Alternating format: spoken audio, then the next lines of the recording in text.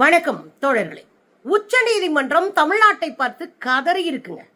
உச்ச நீதிமன்றத்தின் தலைமை நீதிபதி சூரியகாந்த் அவர்கள் தமிழ்நாட்டுக்கு அட்வைஸ் மேல அட்வைஸ் கொடுத்திருக்காரு. ஒட்டுமொத்த இந்தியாவும் இலவசங்களால் சீரழிஞ்சு போச்சுருக்காரு. இன்னொரு விஷயம், நீங்க மத்தவங்களுக்கு கொடுக்கிற இலவச திட்டங்களால யாருக்கும் பயன் இல்லை, மக்களை சோம்பேறி ஆக்குறீங்க, வேலைக்கு போக விடாம ஆக்குறீங்க அப்படின்னு அட்வைஸ் கொடுத்திருக்காரு. இதெல்லாம் தாண்டி நீங்க இலவசம் கொடுக்கறதுக்கு பதிலாக ரோட போடுங்க, பள்ளிக்கூடம் கட்டுங்க, கல்லூரி கட்டுங்க, எல்லாத்துக்கும் எல்லாம் செய்யுங்க, அதுதானே சரியா இருக்கும் அப்படின்னு அட்வைஸ் பண்ணியிருக்காரு. இது நம்ம ஊர்ல படிக்காதவங்க கூட இந்த அட்வைஸை சொல்ல மாட்டாங்க. ஏன்னா நம்ம ஊர்ல எல்லாருக்குமே அறிவு இருக்கு, பகுத்தறிவு இருக்கு, அதை புரிஞ்சுக்கிற அரசியல் அறிவும் நமக்கு இருக்கு. இலவசம் அப்படின்னு மக்கள் நலத்திட்டத்தை கேவலப்படுத்தினதை முதல்ல வன்மையா நான் கண்டிக்கிறேன். ஏன்னா இலவசங்கள்ன்ற பேர்ல நீங்க மக்களுக்கு செய்யக்கூடிய நலத்திட்டங்களை கேவலப்படுத்துறீங்க. இதுல பாக்குற பல பேருக்கு தோணும், ஆமா அவர் சரியா தானே சொல்லியிருக்காரு அப்படின்னு தோணும். ஆனா எது சரி அப்படின்றத நான் வரிசையா சொல்றேன். ஒரு வழக்கு போதுங்க உச்ச நீதிமன்றத்துல. இலவச மின்சாரத்தால பலரும் ஏமாத்தி இலவச மின்சாரத்தை வாங்கிட்டு இருக்காங்க விவசாயிகள். பணக்காரன் கூட பில்லு கட்டாம விவசாய நிலத்தை மின்சாரத்தை வாங்கி பயன்படுத்திக்கிட்டு இருக்கான் அப்படின்னு பயங்கரமான ஒரு குற்றச்சாட்டோடு ஒரு வழக்கு உச்ச நீதிமன்றத்துக்கு போகுது. அந்த வழக்கை விசாரிக்கும் போதுதான் இந்த கருத்தெல்லாம் உச்ச நீதிமன்றத்தினுடைய நீதிபதி, தலைமை நீதிபதி சொல்றார். 2 இந்தியா இருக்குங்க. இந்தியாவில் 2 இந்தியா இருக்கு. ஒரு இந்தியா இந்தியாவினுடைய மக்கள் வளங்களை எல்லாம் கொள்ளையடிச்சு, இந்திய மக்களுக்கு சொந்தமான வளங்களை கொள்ளையடிச்சு தன்னை பகாசுரனாக மாற்றிக்கொள்ளுகிற பெருமுதலாளிகளுக்கான இந்தியா. இன்னொன்று, வடக்க மட்டும் கடந்த 2 ஆண்டுகளில் 1.5 கோடி மாணவர்கள் படிக்காம போயிட்டான். ஆயிரக்கணக்கான பள்ளிக்கூடங்கள், ஆயிரக்கணக்கான 15,000 20,000 பள்ளிக்கூடங்கள் மூடப்பட்டிருக்கு. இந்த குழந்தைங்களுக்கு கல்வி இல்லாம போச்சு. மொத்தமா குழந்தைங்க படிக்காம வெளியே வந்துட்டாங்க. இதை கேட்கறதுக்கு உச்ச நீதிமன்றத்துக்கு வாய் இல்லை. ஆனா நலத்திட்டங்கள் என்ற பேர்ல நம்ம மக்களுக்கு செய்யறத கேள்வி கேட்பாங்க. இந்தியாவில 2 இந்தியா சொன்னேன்ல, ஒன்னு நம்ம மாதிரி கஞ்சிக்கலாத இந்தியா, இன்னொன்னு பணக்காரங்களுக்கான இந்தியா. பணக்காரங்களுக்கான இந்தியா வளர்ந்துகிட்டே போகுது. பஞ்ச பராரிகளா இருக்கிற நம்ம மாதிரி ஆட்களுடைய இந்தியா தேஞ்சுக்கிட்டே போகுது. நமக்கான நலத்திட்டங்களை உச்ச நீதிமன்றமே புடுங்குற ஒரு சூழல்ல வந்து நிக்குது. இதை கேள்வி கேட்குமா வேணாமா? முதல்ல யோசிங்க. வேலை வாய்ப்புல ஒரே ஒரு சீட்டுக்கு பீகார்ல ஒரே ஒரு வேலை இருக்கு, ஒத்த வேலை. அதுக்கு 10,000 இளைஞர்கள் திரள்றாங்க. இதுதான் இந்தியாவுடைய லட்சணம். ஆனா நீதிமன்றங்கள் இது குறித்து கேள்வி எழுப்ப மாட்டார்கள். ஏன்னா மோடிஜிக்கு வலிச்சிரும்ல, அதனால கேள்வி எழுப்ப மாட்டாங்க. ஆனா போகிற போக்குல ஒரு பொதுநல வழக்குன்னு ஒன்னு எடுத்துக்கிட்டு மக்கள் நலத்திட்டங்கள் குறித்து ரொம்ப மோசமான ஒரு கமெண்ட போற போக்குல சொல்லியிருக்கிறாங்க. அதுல அவர் சொன்னது, சாலைகள் போடுங்க அதனால மக்கள் வளருவாங்க. என்னது? சாலைகள் போடுங்க அதனால மக்கள் வளருவாங்க. உதாரணமா தமிழ்நாட்டை எடுத்துக்கலாமே. தமிழ்நாட்டுல என்ன ரோடு இல்லாம திருறோம்? தமிழ்நாடு இந்தியாவிலே அதிகமான சாலை வசதிகள் கொண்ட மாநிலம். உள்ளாட்சி ஊராட்சிகள் மூலமாக மட்டும் 16,597 கிலோமீட்டருக்கு நம்ம ரோடு போட்டிருக்கோம் ஊருக்குள்ள. உள்ளாட்சி ஊராட்சியை வச்சுக்கிட்டு நம்ம ஊருக்குள்ள போட்ட ரோடு மட்டும் 17,000 கிலோமீட்டர். புதுசா 425 பாலங்கள் கட்டுறதுக்கான வேலைகள் நடந்துட்டு இருக்கு. ஏற்கனவே பல 100 பாலங்கள் தமிழ்நாட்டுல இருக்கு. 8,120 பஸ்ஸே போகாத கிராமப்புற சாலைகளை கூட சீர்திருத்துவதற்கு உருவாக்குவதற்கு நம்ம செலவழிச்சிருக்கோம். 8,120 கிலோமீட்டர் பாலம் சாலைகள் கிராமங்கள்ல, மொட்டை கிராமங்கள்ல. அதுக்கப்புறம் நீங்க 4-வே சாலை, அப்புறம் ஊரக சாலை, டபுள் வழி சாலை, இப்படி பல சாலைகளை நம்ம கட்டியிருக்கோம். மொத்தமா 2,71,000 கிலோமீட்டர் சாலை தமிழ்நாட்டில் போடப்பட்டிருக்கு. வடக்கு போய் பாருங்க, நம்ம வாரணாசி G56 இன்ச் மோடியுடைய தொகுதியை பாருங்க. இதை நீதிமன்ற கேள்வி கேட்குமா? ரோடு கிடையாது, தண்ணி கிடையாது, எதுவுமே கிடையாது. அங்க மக்கள் வாழவே முடியாது. அப்படி ஒரு சூழலுங்க. தமிழ்நாடு அப்படி இல்ல. 2,71,000 கிலோமீட்டருக்கு பக்கா சாலை இருக்கு. மீண்டும் இந்த சாலைகள் பழுதுகளை நீக்கிறதுக்கு மட்டும் 10,000 கிலோமீட்டர் அளவுக்கு பல பழுதுபட்ட சாலைகளை நீக்கிறதுக்கு பல ஆயிரம் கோடி ரூபாயை ஒதுக்கி இருக்கு ஸ்டாலின் அரசு. இப்ப சாலைகள்ல சும்மா இல்ல. நான் இன்னொரு கேள்வியும் கேட்கிறேன். 4 வழி சாலை இருக்கே, அதுல டோல்கேட்னு வச்சு வாங்குறாங்களே, இந்நேரம் டோல்கேட்டை மூடி இருக்கணுமே. ஏற்கனவே ரோட் டாக்ஸ் நம்ம கட்டுறோம். ஏற்கனவே இது மாதிரி பல வரிகள், மறைமுக வரி, நேர்முக வரி கட்டுறோம். நாம ஏன் ஒரு முறையும் போகும்போது டோலுக்கு நம்ம பணம் கட்டணும்? டோல் 10 வருஷத்துல 15 வருஷம் தூக்குறதா தானே அது ஒப்பந்தமே போடப்பட்டது. ஏன் புதிய டோல்கள் வருது? ஏன் புதுசு புதுசா நீங்க டோலோடைய கட்டணத்தை ஏத்திட்டு போறீங்க? இதை கேட்குமா நீதிமன்றம்? சாலைகளை கட்டணும்னு எங்களுக்கு சொல்ற நீதிமன்றம் சாலைகள்ல கட்டணம் மூலமாக கொள்ளையடிப்பதை நிறுத்துமா? பள்ளிக்கூடம் கட்டுங்க அப்படின்னு சொல்லியிருக்கு. பள்ளிக்கூடம் கட்டுங்க, அதுதான் அது.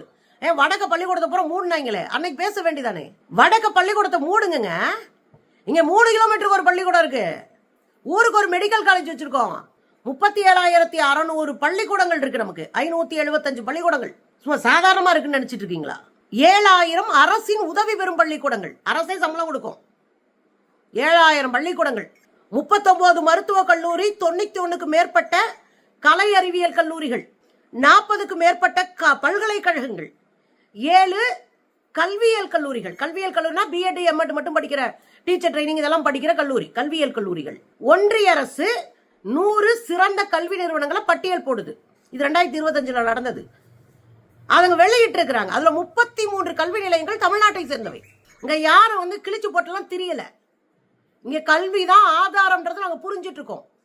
அதனாலதான் காமராசர் காலத்துல மதிய உணவு கொண்டு வந்தாரு. ஒரே ஆண்டுல 25 லட்சம் குழந்தைகள் பள்ளிக்கூடத்துல சேர்ந்தாங்க. படித்த இளைஞர்களுக்கு எல்லாம் ஆசிரியர் பயிற்சி கொடுத்து ஆசிரியராக்கினாரு. கல்விதான் எங்க மூலதனம் எங்களுக்கு தெரியும்.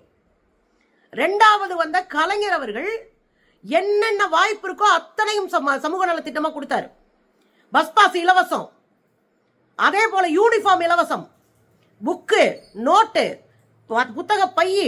ஏற்கனவே காமராஜர் கொடுத்த மதிய உணவை எம்ஜிஆர் பீரியட்ல சத்துணவா மாத்தி மத்தியானம் கொடுத்தாங்க.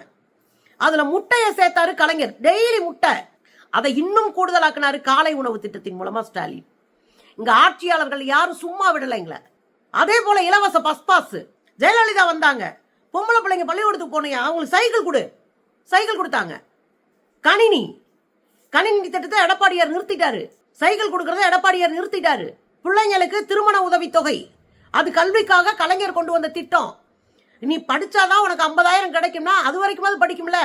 10ஆம் வகுப்பு முடிச்சா உனக்கு இவ்வளவு பணம், நீ 12ஆம் வகுப்பு முடிச்சிருந்தேன்னா உனக்கு இவ்வளவு பணம் திருமணத்துக்கு, நீ காலேஜ் முடிச்சிருந்தா இவ்வளவு பணம் ஒதுக்குறது காரணம் என்ன?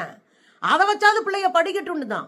இங்க பார்த்து பார்த்து பார்த்து பார்த்து கல்வியை உயர்த்தி படிக்கிறோம். இப்போ மாசம் 1000 ரூபாய் உயர்கல்வி குழந்தைங்களுக்கு, உயர்கல்வி குழந்தைங்களுக்கு மடிக்கணினி. ஆம்பளை பிள்ளை பொம்பளை பிள்ளை ரெண்டுமே மாசம் 1000 ரூபாய். அவங்க கல்விக்கான யாருக்கிட்டையும் கையேந்தாம அரசு பாத்துக்கிறது. நீங்க எங்களுக்கு அட்வைஸ் பண்றீங்க, இப்படி இருங்க அப்படி இருங்க அப்படின்னு. இலவச மின்சாரத்தை பத்தி கேள்வி கேட்டிருக்கிறார். இதானே வழக்கே. இலவச மின்சாரத்தை டாக்டர் கலைஞர் அவர்கள் தான் விவசாயிகளுக்கு கொடுத்தாங்க. அதுக்கு ஒரு பெரிய காரணம் இருந்தது. உங்களுக்கு ஒரு உதாரணம் சொல்றேன். மிக சமீபத்தில் போன ஆண்டு பஞ்சாப் போன்ற வட இந்திய மாநிலங்களில் விவசாயிகள் வெங்காயம் அறுவடை செய்து கொண்டு போறாங்க. பல டன் வெங்காயம் கொண்டு போறாங்க.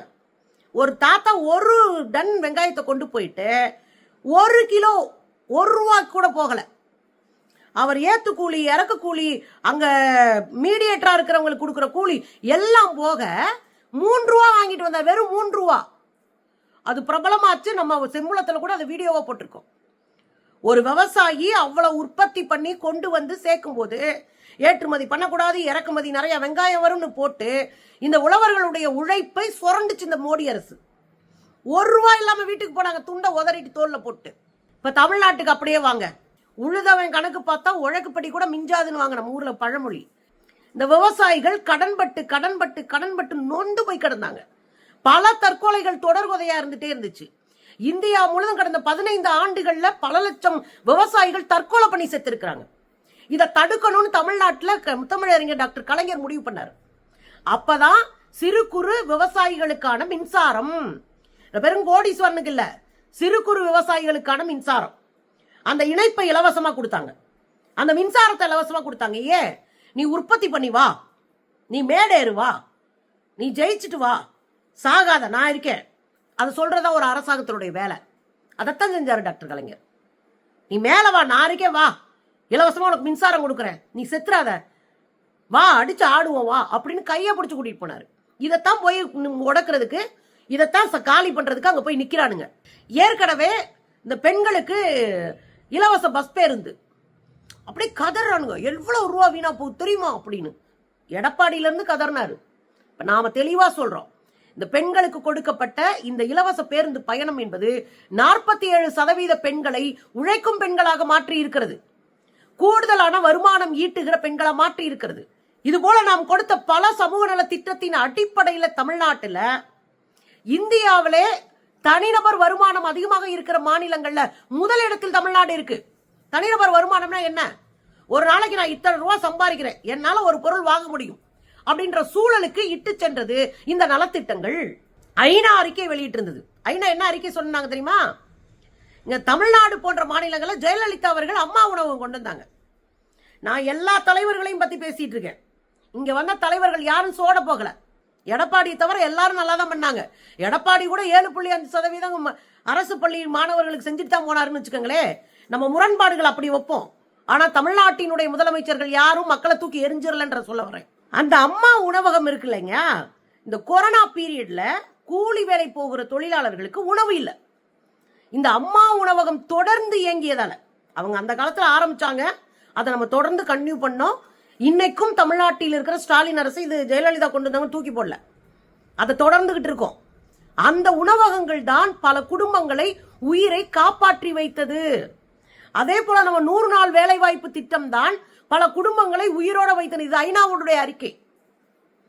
அப்ப இதெல்லாம் நீங்க இலவசம் தூக்கி எறிவீங்களா?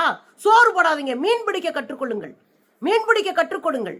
இதெல்லாம் கேட்க நல்லா இருக்கும். பசியோட வறுமையோட சாவுக்கு போராடிட்டு இருக்கோம்னா சோறு தான் கொடுக்கணும். அதுக்கப்புறம் தூக்கி மீன் பிடிக்க கத்து கொடுப்போம். 2000 வருஷமா நம்ம போட்டு முடிச்சுட்டானுங்க. இப்பதான் ஒரு 60-70 வருஷமா எந்திரிச்சு நிக்க ஆரம்பிச்சிருக்கோம். நடப்போம், அது காலம் இருக்கு. ஒன்னொன்னா செஞ்சு சரி பண்ணிட்டே போவோம். அப்ப இந்த இலவச திட்டங்கள் நீங்க கேலி பண்றதுதான் ஐநா போன்ற உலக நாடுகள் பாராட்டி இருக்கிறதுன்றதையும் சேர்த்து புரிஞ்சுக்கணும். எனக்கு பளிச்சுன்னு நீதியரசர்கிட்ட ஒரு கேள்வி கேட்கிறேன். உங்களுக்கு 2,80,000 ரூபாய் சம்பளம், உங்களுக்கு பர்னிச்சர் வாங்குறதுக்கு மட்டும் 10 லட்சம் ரூபாய், இது மக்கள் வரி பணம். உங்க வீட்டுல வேலையாட்கள், உங்க வீட்டுல கரண்ட் பில்லு, உங்க வீட்டுல வைஃபை பில்லு வரைக்கும் அத்தனை இலவசம். உங்களுக்கு நீங்க போக்குவரத்துல எதுல போனாலும் உங்களுக்கு இலவசம். உங்க வீட்டுல வேலை பார்த்தவங்களுக்கு சம்பளம் அரசு, உங்க வீட்டுக்கு பாதுகாப்பு சம்பளம் அரசு. அப்ப எல்லாமே உங்களுக்கு மருத்துவ காப்பீடு வரை எல்லாமே அரசு கொடுக்குது. ஏன் 2,80,000 வாங்குறவருக்கு அதை செய்ய முடியாதா அப்படின்னு நாங்க கேட்டா எவ்வளவு முட்டாத்தனமோ அது போலதான் நீங்கள் கேட்பதும் இருக்கு. உங்களுக்கு அரசு ஒரு பாதுகாப்பு கருதி அதை கொடுக்குறாங்கன்னா, எங்க அரசு எளிய மக்களை பாதுகாக்கணுன்றதுக்காக இதை கொடுக்குறாங்க. இந்த அடிப்படையை புரிஞ்சுக்கணும். ஒரு டிவி கொடுக்குறாங்க, ஒரு மிக்சி கொடுக்குறாங்கன்னா, ஒரு டிவியும் மிக்சியும் ஒரு உழைக்கிற குடும்பம் வாங்குறதுக்கு ஒரு ஆண்டு செலவை அவன் ஏற்கணும், அதை சேர்த்து வைக்கணும். ஒரு 6 மாதத்திற்கான கடுமையான உழைப்பு தான் அந்த மிக்சியாவும் டிவியாவும் மாறும். இப்ப டிவி மிக்சி வாங்குறதுக்கு அவன் 6 மாசம் உழைப்பை செலுத்தணும்னா, அதை நாம கொடுத்துட்டோம்னா அந்த உழைச்ச காசை சேர்த்து வச்சு பிள்ளைகளை இன்னும் படிக்க வைப்பான். அந்த உழைத்த காசுல அடுத்த படி ஏறி நிப்பான். இதுக்கு தான் நாங்க எல்லாமே செய்யறோம். உங்களுக்கு கொடுக்கப்படுகிற இலவசங்கள் குறித்து நாங்கள் கேள்வி கேட்கல. எங்கள் மக்கள் நலத்திட்டங்களை கேலி பண்ணாதீங்கன்னு சொல்றோம். நான் ஐயா கிட்ட ஒன்னே ஒண்ணு கேட்கிறேன், நீதியரசர் ஐயா கிட்ட. இந்தியாவில் பெரும் பணக்காரர்கள் வாங்கிய வாராக்கடன் மட்டும் 35 லட்சம் கோடி, அது தள்ளுபடி ஆயிருக்கு. 35 லட்சம் கோடியை தள்ளுபடி செஞ்சுட்டு ஒரு அரசு நெஞ்ச நிமித்திட்டு மோடி உட்கார்ந்துருக்காரு. பணக்காரங்க கடனை வாங்கிட்டு ஊரை விட்டு ஓடி போயிட்டானுங்க. ஆனா ஏழை எளிய மக்களினுடைய வாழ்வாதாரத்தை உயர்த்துறதுக்காக, அந்த உழைப்பை மேம்படுத்துவதற்காக கொடுக்கப்படுகிற இந்த பணத்தை நீங்க கேலி பண்றீங்க.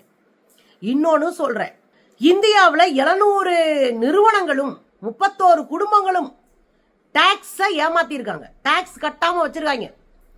701 குடும்பங்களும் 700 சில்லற குடும்பங்களும் 33 தனிநபர்களும் அவங்க கட்ட வேண்டிய தொகை மட்டும் எவ்வளவு தெரியுங்களா? 4,70,000 கோடி. 4,000 இல்ல, 4,70,000 கோடி. பணக்காரர்கள் இந்த நாட்டினுடைய வரிப்பணத்தை தின்னு ஏப்பம் விடுவாங்க. இந்த நாட்டினுடைய வளத்தை எல்லாம் சுரண்டுவார்கள். இந்த நாட்டில் இருக்கிற வங்கிகள்ல எங்களுடைய வரிப்பணங்களை எல்லாம் கடனா பெற்று வாரா கடனா மாத்துவாங்க. ஆனா ஏழை எளிய உழைக்கிற மக்களை அடுத்த படிக்கு தூக்கி விடுறதுக்கு அரசு செய்கிற நலத்திட்டங்களை எல்லாம் நீங்க என்னவா சொல்றீங்க? இலவசம்னு கேலி பண்றீங்க. எப்படி மிஸ்டர் சூரியகாந்த்? இது நேர்மை இல்லை. ஒரு நீதிமன்றத்தினுடைய தலைமை நீதிபதி இது போன்ற வார்த்தைகளால் ஏழை எளிய மக்களை அவமானப்படுத்துகிறீர்கள்.